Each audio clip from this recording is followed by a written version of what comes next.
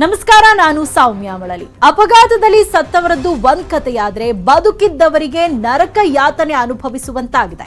ಅಪಘಾತದಲ್ಲಿ ಗಾಯಗೊಂಡವರಿಗೆ ಚಿಕಿತ್ಸೆ ಸಿಗದೆ ನರಕ ಯಾತನೆ ಅನುಭವಿಸಿದ್ದಾರೆ. ಸರಿಯಾದ ಚಿಕಿತ್ಸೆ ಸಿಗದೆ ಆಸ್ಪತ್ರೆಯಿಂದ ಆಸ್ಪತ್ರೆಗೆ ಅಲೆದಾಡುವ ಪರಿಸ್ಥಿತಿ ನಿರ್ಮಾಣವಾಗಿದೆ. ಮಹೇಂದ್ರ ಅಪಘಾತದಲ್ಲಿ ಗಾಯಗೊಂಡಿದ್ದಂತಹ ಯುವಕ ನಿನ್ನೆ ಗಾಯಾಳು ಮಹೇಂದ್ರನನ್ನ ನಿಮಾನ್ಸ್ ಆಸ್ಪತ್ರೆಗೆ ಚಿಕಿತ್ಸೆಗೆ ಅಂತ ಕರ್ಕೊಂಡು ಬರಲಾಗಿದೆ. ಆದ್ರೆ ಮಹೇಂದ್ರಗೆ ಬೆಡ್ ಸಿಗದೆ ಆಸ್ಪತ್ರೆಯಲ್ಲಿ ಪರದಾಡಬೇಕಾಯಿತು. ಮಹೇಂದ್ರನ ಸ್ಪೈನಲ್ ಕಾರ್ಡ್ಗೆ ತೀವ್ರ ಪ್ರಮಾಣದ ಸಮಸ್ಯೆ ಆಗಿದೆ. ಸತಾಯಿಸಿ ಕೊನೆಗೂ ಅಡ್ಮಿಟ್ ಮಾಡಿಕೊಂಡ್ರು. ಆದ್ರೆ ಐಸಿಯು ಬೆಡ್ ಅನ್ನ ನೀಡಿಲ್ಲ ನಿಮಾನ್ಸ್ ಸಿಬ್ಬಂದಿ. ಬಳಿಕ ಅಲ್ಲಿಂದ ಮತ್ತಿಕೆರೆ ವಿವರ್ಡಸ್ ಆಸ್ಪತ್ರೆಗೆ ಆತನನ್ನ ದಾಖಲಿಸಲಾಯಿತು. ಆದ್ರೆ ಆಸ್ಪತ್ರೆ ಚಿಕಿತ್ಸೆ ವೆಚ್ಚ ಭರಿಸಲಾಗದೆ ಮಹೇಂದ್ರ ಪೋಷಕರು ಪರದಾಡ್ತಿದ್ದಾರೆ. ಚಿಕಿತ್ಸೆಗೆ ಹಣ ಸರ್ಕಾರವೇ ಭರಿಸುತ್ತೆ ಅಂತ ಗೃಹ ಸಚಿವ ಆರ್ಗ ಜ್ಞಾನೇಂದ್ರ ಅವರು ಹೇಳಿದ್ದಾರೆ. ಚಿಕಿತ್ಸೆಗೆ ಹಣವಿಲ್ಲದೆ ಆಸ್ಪತ್ರೆ ಬಳಿ ಕಣ್ಣೀರ್ ಹಾಕ್ತಿದ್ದಾರೆ ಪೋಷಕರು. ದೊಡ್ಡ ದೊಡ್ಡ ಆಸ್ಪತ್ರೆಗೆ ಬಂದ್ರೆ ಅಲ್ಲಿ ಲಕ್ಷ ಹಣ ಪಾವತಿ ಮಾಡಬೇಕಾಗುತ್ತೆ. ಆದ್ರೆ ಕೂಲಿ ನಾಲಿ ಮಾಡಿ ಬದುಕುವಂತ ಎಲ್ಲಿಂದ ಇವರು ಲಕ್ಷ ಹಣವನ್ನ ಆಸ್ಪತ್ರೆಗೆ ಕಟ್ತಾರೆ? ಈಗ ಆಲ್ರೆಡಿ ಗೃಹ ಸಚಿವರು ಹೇಳಿದ್ದಾರೆ, ಮೆಡಿಸನ್ ಅನ್ನ ಕೂಡ ಇಲ್ಲ, ಅವೈಲೇಬಲ್ ಇಲ್ಲ ಅಂತ ಅಂದ್ಬಿಟ್ಟು ಹೊರಗಡೆಗೆ ಬರ್ಕೊಡೋ ಹಾಗಿಲ್ಲ. ಏನೇ ಮೆಡಿಸಿನ್ಸ್ ಬೇಕಿದ್ರೂ ಕೂಡ ಅದನ್ನ ಆಸ್ಪತ್ರೆಗೆ ಪೂರೈಕೆ ಮಾಡಬೇಕು ಅಂತ ಇನ್ಸ್ಟ್ರಕ್ಷನ್ ಕೊಟ್ಟಿದ್ದಾರೆ. ಆದ್ರೆ ಇಲ್ಲಿ ಮಹೇಂದ್ರ ಚಿಕಿತ್ಸೆಗೆ ಪೋಷಕರು ಪರದಾಡ್ತಿದ್ದಾರೆ. ಇನ್ನು ಗಾಯಾಳು ಮಹೇಂದ್ರ ಪೋಷಕರ ಜೊತೆ ನಮ್ಮ ಪ್ರತಿನಿಧಿ ಚಿಟ್ಚಾಟ್ ಮಾಡಿದ್ದಾರೆ, ಬನ್ನಿ ನೋಡೋಣ. ನಿನ್ನೆ ಒಂದು ವೈಎನ್ ಹೊಸಕೋಟೆ ಪಾವಗಡ ರಸ್ತೆಯಲ್ಲಿ ಬಸ್ ಅಪಘಾತ ಆಗಿತ್ತು. ಅಪಘಾತದ ಸಂಖ್ಯೆಯಲ್ಲಿ 6 ಜನ ಮೃತಪಟ್ಟಿರ್ತಕ್ಕಂಥದ್ದು. ಸದ್ಯಕ್ಕೆ ಈಗ ಅಂದ್ರೆ ಖಾಸಗಿ ಆಸ್ಪತ್ರೆಯಲ್ಲಿ ಚಿಕಿತ್ಸೆ ಪಡೆದಿರೋ ಮಹೇಂದ್ರ ಅವರ ತಂದೆ ತಾಯಿ ನಮ್ಮ ಜೊತೆಗಿದ್ರೆ ಐಸಿಯು ಬೆಡ್ಗಾಗಿ ನಿಮಾನ್ಸ್ ಹಾಗೂ ಇತರ ಆಸ್ಪತ್ರೆಗೆ ಅಲ್ದಾಡಿ ಕೊನೆಗೂ ಕೂಡ ಖಾಸಗಿ ಆಸ್ಪತ್ರೆಯಲ್ಲಿ ಮಹೇಂದ್ರಗೆ ಚಿಕಿತ್ಸೆ ಕೊಡಿಸ್ತಾ ಇರ್ತಕ್ಕಂಥ ನಮ್ಮ ಜೊತೆಗೆ ಸ್ವತಃ ಅವರ ತಂದೆ ತಾಯಿ ಇದ್ದಾರೆ. ತಂದೆ ಶ್ರೀನಿವಾಸನ್ನ ಮೊದಲಿಗೆ ಮಾತಾಡ್ಸೋಣ.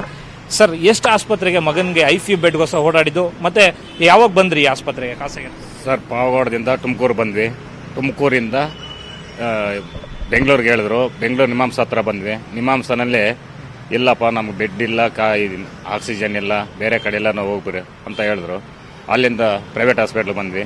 ಅವರು ಇಲ್ಲಿ ಅಡ್ಮಿಷನ್ ಮಾಡ್ಕೊಂಡ್ರು. ಮಾಡ್ಕೊಂಡ ಏನು ಮಾಡ್ತೀರಾ ನೀವು ಅಂದರು. ನಾವು ಕೂಲಿ ಮಾಡ್ತಿದ್ವಿ ಅಂದರೆ, ಅಲ್ಲ ಆಪ್ರೇಷನ್ ಮಾಡಬೇಕು ನಿಮ್ಮ ಮಗನಿಗೆ, ನೀವೇನು ಮಾಡ್ತೀರಾ ಅಂತ ಹೇಳ್ತೀರಾ, ಕೂಲಿ ಮಾಡ್ತೀವಿ ಅಂತ ಹೇಳ್ತಾ ಇದ್ದೀರಾ, ಮತ್ತು ದುಡ್ಡಲ್ಲಿ ತರ್ತೀರಾ ಅಷ್ಟೊಂದು ಅಂತ. ಎಷ್ಟಾಗುತ್ತೆ ಸರ್ ಅಂತ ಹೇಳಿದ್ವಿ. ಆಗ್ಬೋದಾ ಒಂದು 10 ಲಕ್ಷ, ಟೈಮು ಹೇಳೋಕ್ಕಾಗಲ್ಲ, ಮೇಲೆ ಆಗ್ಬೋದು, ಒಳಗಡೆ ಆಗ್ಬೋದು, ಅಷ್ಟು ಮಾತ್ರ ಹೇಳಿದ್ದಾರೆ. ದಯವಿಟ್ಟು ನಮ್ಮ ಮಗನ ಉಳಿಸ್ಕೊಡಿ ಸರ್ ಅಂದರೆ ನಾವೇನು ಮಾಡೋಣಪ್ಪ ಅಂತ ಹೇಳ್ತಾ ಇದ್ದಾರೆ ಸರ್. ಅಷ್ಟು ನಮ್ಮ ಮಗನ ಅಂದರೆ 10 ಲಕ್ಷ ಆಗುತ್ತೆ ಅಂತ ಸ್ವತಃ ಡಾಕ್ಟರ್ ಹೇಳಿರೋದು. ಸೊ ಎಷ್ಟು ಗಂಟೆಗೆ ಬಂದ್ರಿ? ಮತ್ತೆ ಇನ್ನೊಂದು ವಿಚಾರ ಅಂತಂದ್ರೆ, ಅಲ್ಲಿ ಗೌರ್ಮೆಂಟ್ ಅವ್ರು ನಿಮ್ಮ ಮನೆ ಹತ್ರ ಅಂತ ಬಂದಿದ್ದು, ಅಂದ್ರೆ ಸಚಿವರು ಶ್ರೀರಾಮುಲು ಅವ್ರು ವಿಸಿಟ್ ಮಾಡಿದ್ರು ಸರ್. ಶ್ರೀರಾಮುಲು ಯಾರು ಬಂದಿರಲಿಲ್ಲ ಸರ್, ಅಲ್ಲಿ ಏನು ಬಂದಿರಲಿಲ್ಲ. ನಾವು ಈ ಕಡೆ ಬಂದ ಮೇಲೆ ನಾವೇನು ನಮ್ಮ ಇಂಟ್ರೆಸ್ಟ್ ಏನು ಬಂದಿರಲಿಲ್ಲ ಸರ್. ನಮಗೇನು ಅವಕಾಶ ಮಾಡಿಕೊಟ್ಟಿಲ್ಲ ಆ ಥರ. ಅದಕ್ಕೋಸ್ಕರ ನಾವು ನನ್ನ ಮಗನ ಕರ್ಕೊಂಡು ನನ್ನ ಮಗನ ಜೀವ ಉಳಿಸ್ಕೊಡ್ರಿ ಅಂತ ಕೇಳ್ಕೊತಾ ಇದ್ದೀವಿ ಸರ್, ಅಷ್ಟೇ. ಸರ್, ಮಗನ ಪರಿಸ್ಥಿತಿ ನೀವು ಹೋಗಿ ಏನಾದ್ರು ಆಸ್ಪತ್ರೆ ಒಳಗಡೆ ಏನಾದ್ರು ಬೆಡ್ಡಲ್ಲಿ ನೋಡಿದ್ರ? ಮತ್ತೆ ಯಾವ ಥರ ಸ್ಪೈನಲ್ ಕಾರ್ಡ್ ಏನಾದ್ರು ಏಟ್ ಆಗಿದೆಯಾ? ಹಿಂದ್ಗಡೆ ಮೂಳೆ 2 ಇದು ಪಟ್ಟೆ ಕೊಳ್ಳು, ತಲೆ ಹಿಂಭಾಗ ಎಮ್ಕೆ ಇದ ಥರ ನರ ಕಟ್ಟಾಗಿದೆ ಅಂತ ಸರ್. ಆ ಥರ ಆಗಿದೆ. ಇಲ್ಲಿ ಬೆಡ್ ಏನೋ ಇದು ಎಮ್ಕೆ ಇದಾಗಿದೆ ಅಂತ, ಪ್ಲಾಚ್ ಆಗಿದ್ದಾರೆ ಸರ್. ಅದಕ್ಕೋಸ್ಕರ ಆ ಥರ ನನ್ನ ಮಗನಿಗೆ ಈ ಥರ ಮಾಡಿದ್ದೀವಿ ಸರ್. ನೀವು ಕೂಡ ಅದೇ ಊರಿನವರಾಗಿ ನೀವು ಕೂಡ ಬಸ್ಸಲ್ಲಿ ಪ್ರಯಾಣಿಸಿರ್ತೀರ. ಆ ಟೈಮಿಂಗಿಗೆ ಬಸ್ ಮೇಲ್ಗಡೆ ಕೂಡ ಜನ ಕೂತಿರ್ತಾರೆ. ಮೇಲ್ಗಡೆನೋ ಸ್ಟಾಪ್ ಲೋಡ್ ಆಗ್ತಾರೆ ಸರ್. ಅದು ಇರೋದು 80 ಸೀಟು, 80 ಜನ, 80 ಸೀಟು, 40 ಜನ ಇರಬೇಕು ಸರ್. ಬಡವ್ರ ಮಕ್ಳು ಆಗಿರೋದಕ್ಕೆ ಈ ಥರ ಆಸ್ಪತ್ರೆ ಬೆಡ್ ಇಲ್ಲ ಅಂತ ಏನಾದರೂ ಹೇಳ್ತಾ ಇದ್ದಾರೆ, ಅಥವಾ ಶ್ರೀಮಂತರ ಮಕ್ಕಳಿಗೆ ಏನಾದರೂ ಇಮಿಡಿಯೇಟ್ ಆಗಿ ಏನಾದರೂ ಆಗುತ್ತಾ ಅಂತ? ಅದೇ ಬಡವ್ರು ಸರ್, ನಮ್ಗೇನಿಲ್ಲ ಆ ಥರ ಹೇಳ್ತಾ ಇದ್ದಾರೆ. ಏನು ಇರೋ ಅಂತಾರೆ, ಆದರೆ ಅವ್ರನ್ನ ಒಳಗಡೆ ಕರ್ಕೊತಾರೆ ಈ ಹಾಸ್ಪಿಟ್ಲ್ ಒಳಗೆ. ನಮ್ಮಂಥವ್ರು ಇವಾಗ ರೂಪಾಯಿ ಇಲ್ಲ. ನಮ್ಮ ಹತ್ರ ಕಾಫಿ ಕುಡಿಯೋಣಂದ್ರೆ ಇಲ್ಲ ಸರ್. ಎಲ್ಲ ಬಂದರು, ಬೆಂಗಳೂರಲ್ಲಿ ನಮ್ಮ ಹುಡುಗರೆಲ್ಲ ಇದ್ರು, ಬಂದರು, ಇಲ್ಲಿ ಸೇರಿಸ್ಬಿಟ್ರು, ಹೊರಟೋಗ್ಬಿಟ್ರು. ನಮ್ಮ ಪರಿಸ್ಥಿತಿ ಹೆಂಗೆ ಸರ್? ಆ ಥರ ಇವಾಗ ನಾವು ಬೇಡ್ಕೊಂಡು ತಿಂದಂಗೆ ಐತೆ ಇಲ್ಲಿ. ಏನಿಲ್ಲ ಸರ್, ನಾನು ಕೆಲ್ಸಕ್ಕೆ ಹೋಗಿದ್ದೆ. ನನ್ನ ಮಗ ಕಾಲೇಜಿಂದ ಬರ್ತಾ ಇದ್ದ. ಕೆಲ್ಸಕ್ಕೆ ಹೋಗಿದ್ದಾಗ ಬಂದು ನಿನ್ನ ಮಗ ಬಿದ್ದಿದೆ ನಮ್ಮ ಅಂದ್ರೆ ಬಂದು ಪಾಗೋಡಕ್ಕೆ ಬಂದು, ಪಾಗೋಡಕ್ಕೆ ಬೆಂಗಳೂರಿಗೆ ಬಂದು, ತುಮಕೂರಿಗೆ ಬಂದು, ಬೆಂಗಳೂರಿಗೆ ಬಂದ್ವಿ. ಬೆಂಗಳೂರು ನಿಮಾಲ್ಸ್ನಾಗ ಅವ್ರೇನು ಸರಿಯಾಗಿ ನೋಡ್ಕೊಂಬಲ್ಲಿ ಈ ಕಡೆ ಬಂದಿದ್ರು ಸಹ. ಅಷ್ಟೊಂದು ಗೊತ್ತು, ಅಷ್ಟೇ.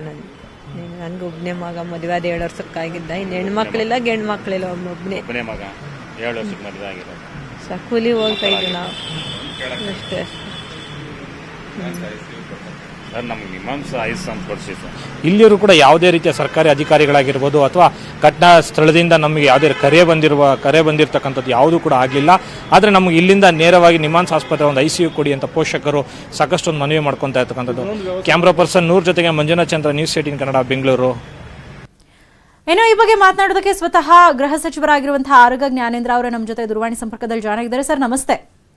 ನಮಸ್ಕಾರ, ಹೇಳಿ. ಸೊ ನಿನ್ನೆ ಆದಂತಹ ಒಂದು ಇನ್ಸಿಡೆಂಟ್ ಏನಿದೆ, ಸ್ವತಃ ನೀವೇ ಆಸ್ಪತ್ರೆಗೆ ಹೋಗಿದ್ರಿ, ರೋಗಿಗಳ ಆರೋಗ್ಯ ವಿಚಾರಿಸಿದ್ರಿ, ಆಮೇಲೆ ನೀವು ಸ್ಟ್ರಿಕ್ಟ್ ಆಗಿ ಹೇಳಿದಿರಿ ಸರ್ ಅವರ ಎಲ್ಲಾ ಚಿಕಿತ್ಸಾಗೆ ಏನೇನ್ ಹಣ ಖರ್ಚಾಗತ್ತೆ ಅದನ್ನ ಸರ್ಕಾರದಿಂದ ಕೊಡ್ಲಾಗತ್ತೆ ಅಂತ.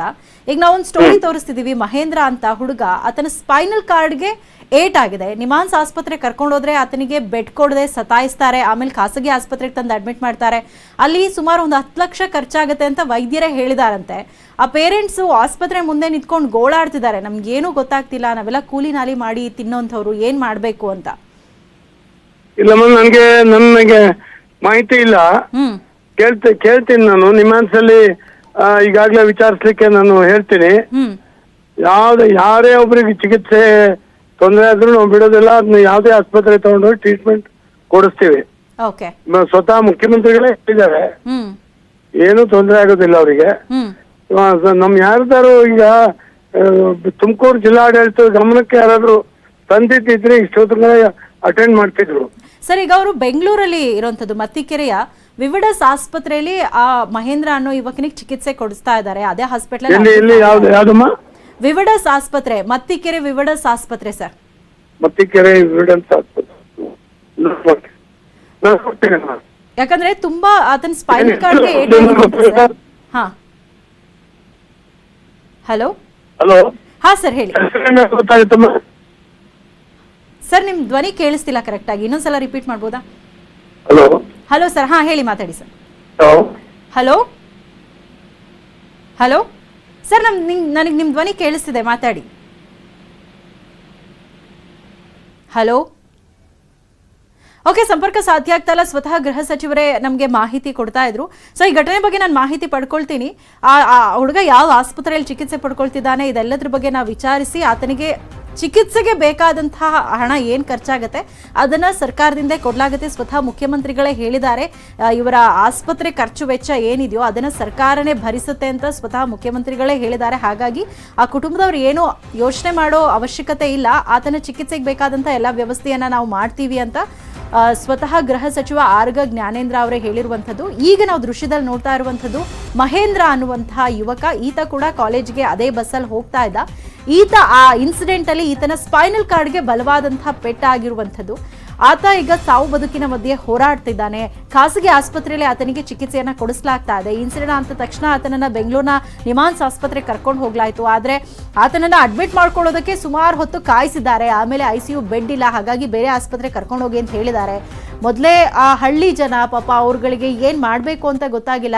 ಮತ್ತಿಕೆರೆ ಖಾಸಗಿ ಆಸ್ಪತ್ರೆಗೆ ಕರ್ಕೊಂಡು ಬಂದಿದ್ದಾರೆ, ಅಲ್ಲಿ ಚಿಕಿತ್ಸೆಯನ್ನ ಕೊಡಿಸ್ತಾ ಇದ್ದಾರೆ. ಆದ್ರೆ ಚಿಕಿತ್ಸೆಗೆ ಲಕ್ಷ ಹಣ ಖರ್ಚಾಗುತ್ತೆ ಅಂತ ಈಗ ವೈದ್ಯರು ಹೇಳಿದ್ದು ಪೋಷಕರು ಗೋಳಾಡ್ತಿದ್ದಾರೆ. ಅಷ್ಟು ವೆಚ್ಚವನ್ನು ಸರ್ಕಾರದ ಕಡೆಯಿಂದ ಭರಿಸ್ತೇವೆ. ಉಳಿದಿರ್ತಕ್ಕಂಥದ್ದು ನಾನು ಮುಖ್ಯಮಂತ್ರಿಗಳ ಜೊತೆಯಲ್ಲಿ ಮಾತಾಡ್ತೀನಿ. ಉಳಿದಂತೆ ಯಾವುದೇ ಔಷಧಿಯನ್ನು ಇದನ್ನು ಎಲ್ಲೂ ಬರೆದು ಕೊಡಬಾರ್ದು. ಎಷ್ಟೇ ಹಣ ಆದರೂ ಕೂಡ ಅದನ್ನು ಪರ್ಚೇಸ್ ಮಾಡಿ ತರಿಸಿ ಕೊಡಬೇಕು ಅಂತೇಳಿ ಹೇಳಿ ಈಗಾಗಲೇ ಡಿಸ್ಟ್ರಿಕ್ಟ್ ಸರ್ಜನ್ ಮತ್ತು DHO ಅವ್ರ ಹತ್ರ ನಾನು